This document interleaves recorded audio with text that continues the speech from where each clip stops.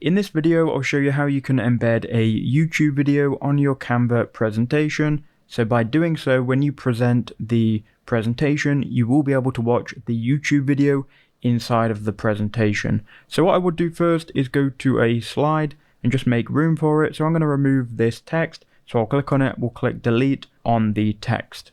You can then go to the apps section, and here you want to search for embed.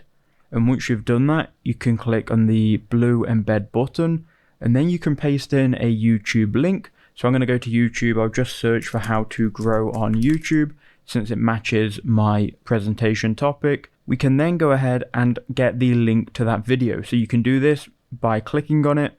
You can then copy this URL up here. You can then head back to Canva and paste in that URL. We can then click add to design. And as you can see now, we've got this YouTube video embedded, and we can resize this and move this anywhere we want on our presentation. And if we were to present it, if we just present it real quick here, you will be able to see we could play this video. So that is how to do it. I hope that video helped you out.